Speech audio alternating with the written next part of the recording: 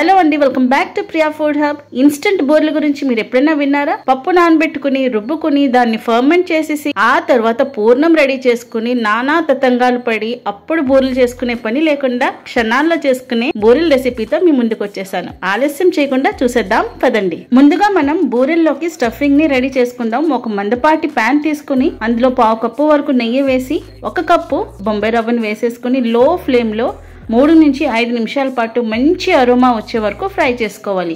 రవ్వ మంచిగా వేగిందండి. ఇప్పుడు 3 కప్పుల వరకు నేను వాటర్ వేసుకుంటున్నాను. ఎందుకంటే 1 కప్పు బొంబాయి రవ్వని తీసుకున్నాను. ఉండలు లేకుండా జాగ్రత్తగా మంచిగా ఉడకనివ్వాలి. కాసేపటికే చక్కగా ఉడికిపోతుంది కదా. ఇప్పుడు ఇందులోకి అదే కప్పుతో 3/4 కప్పు వరకు పంచదార వేసుకోవాలి. స్వీట్ ఎక్కువగా తినాలనుకుంటే కప్పు వరకు వేసేసుకోండి. షుగర్ అంతా కూడా బాగా మెల్ట్ అయ్యేలాగా కలుపుకోవాలి. మనం వేసుకున్న షుగర్ అంతా కూడా బాగా మెల్ట్ అయ్యి కాస్తంత పలచబడింది. ఇప్పుడు ఇందులోకి 1/4 కప్పు పాలతో పాటు కొద్దిగా నేను ఫుడ్ కలర్ వేసుకున్నాను. కలర్ అవసరం లేదు అనుకుంటే స్కిప్ చేసేయచ్చు. ఇంకా మనం గ్యాస్ ఆఫ్ చేసేసుకుని కాసేపు చల్లారనిద్దాము. నెయ్యి అప్లై చేసేసి చిన్ని ఉండల్ని తయారు చేసుకుందాం. కాస్తంత గోరువెచ్చగా ఉన్నప్పుడే. ఎంత సైజ్ బాల్స్ కావాలనేది మీ ఇష్టం అండి. నేనైతే ఈ మాత్రం సైజ్ అయితే చేసుకున్నాను. మన స్టఫింగ్ అయితే రెడీ అయిపోయింది. కాసేపు దీన్ని పక్కన పెట్టుకుందాము. వేరే బౌల్లోకి 1 కప్పు మైదాను వేసుకుని అదే కప్పుతో 1/2 కప్పు బియ్యం పిండిని కూడా వేసుకుందాం. అలాగే 2 స్పూన్ల బెల్లం తురుమును కూడా వేసుకోవాలండి. మంచి కలర్ వస్తుంది. అలాగే పైన తోపంతా కూడా మంచి టేస్ట్ వస్తుంది. ఇప్పుడు చిటికెడు ఉప్పు, ఇంకొక చిటికెడు వంట సోడాని వేసేసుకుని కాస్తంత నీళ్లు వేసి పల్చగా కలిపేసుకోవాలి, ఉండలు లేకుండా. ఇన్స్టెంట్ బూరెలు కాబట్టి ఈ పిండి అయితే అసలు నానాల్సిన పని లేదండి. అప్పటికప్పుడు వేసేసుకోవచ్చు. మనం చేసుకున్న ఉండల్ని డిప్ చేసుకుని చూద్దామండి. ఇప్పుడు ఒకసారి ఫస్ట్ ఒక బాల్ వేసి చూస్తే కరెక్ట్ గా కోట్ అవుతుందా లేదా అనేది చూసుకోవచ్చు. బిగినర్స్ ఎవరైనా ఉన్నారనుకోండి, వాళ్ళకి నూనెలో డ్రాప్ చేసేటప్పుడు